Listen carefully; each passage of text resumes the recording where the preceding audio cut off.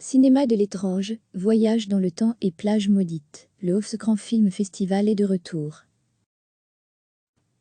Pour sa 13e édition, qui se tiendra du 4 au 22 mars à Bruxelles, le Hofskrans Film Festival ne déroge pas à son goût pour le cinéma bi. Œuvres cultes, inédits déjantés et perles oubliées seront au rendez-vous.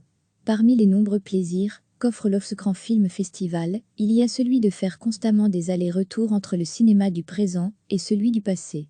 On peut autant y découvrir une série B des années 60 qu'un film expérimental réalisé l'année dernière. Il n'est donc guère surprenant que le festival ait choisi comme thématique principale pour son édition 2020 le voyage dans le temps.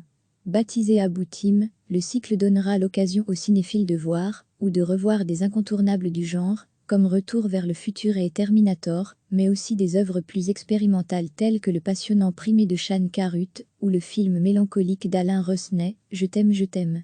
Autre cycle au programme de cette année, Vamos à la playa, danse et autres horreurs à la plage, proposera une sélection éclectique de films sur sable chaud, allant d'Elvis Presley en chemise à fleurs, Blue Hawaii, à une île habitée par des zombies nazis, Shockwave.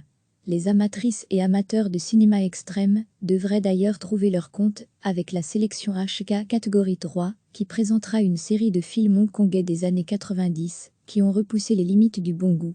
Du côté américain, c'est le réalisateur Jeff Lieberman qui sera mis à l'honneur avec la projection de quelques-uns de ses films désargentés mais cultes.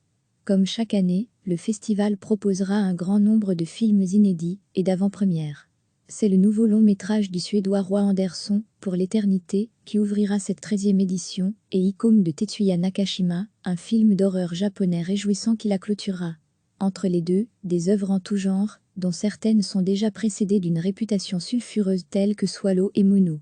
Au total, ce sont près de 80 films qui seront projetés pendant 19 jours au quartier général du festival, le Cinéma Nova, mais aussi à la Cinémathèque, au Kinographe, à Beaux-Arts, au Cinéma RITCS, au Ciné-Club de l'INSA et dans d'autres cinémas belges lors de décentralisation.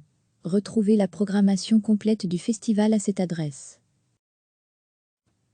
Pour sa 13e édition, qui se tiendra du 4 au 22 mars à Bruxelles, le Hofskrans Film Festival ne déroge pas à son goût pour le cinéma bi. Œuvres cultes, inédits déjantés et perles oubliées seront au rendez-vous.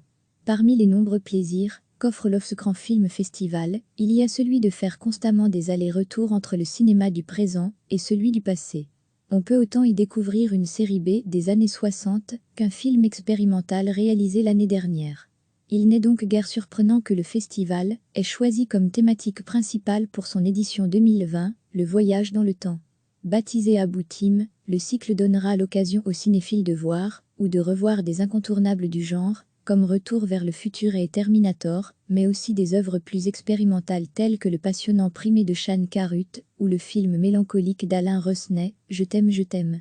Autre cycle au programme de cette année, Vamos à la playa, danse et autres horreurs à la plage, proposera une sélection éclectique de films sur sable chaud, allant d'Elvis Presley en chemise à fleurs, Blue Hawaii, à une île habitée par des zombies nazis, Shockwave. Les amatrices et amateurs de cinéma extrême devraient d'ailleurs trouver leur compte avec la sélection HK catégorie 3, qui présentera une série de films hongkongais des années 90 qui ont repoussé les limites du bon goût. Du côté américain, c'est le réalisateur Jeff Lieberman qui sera mis à l'honneur avec la projection de quelques-uns de ses films désargentés mais cultes. Comme chaque année, le festival proposera un grand nombre de films inédits et d'avant-premières. C'est le nouveau long-métrage du Suédois Roy Andersson, Pour l'éternité, qui ouvrira cette 13e édition, et Icône de Tetsuya Nakashima, un film d'horreur japonais réjouissant qui la clôturera.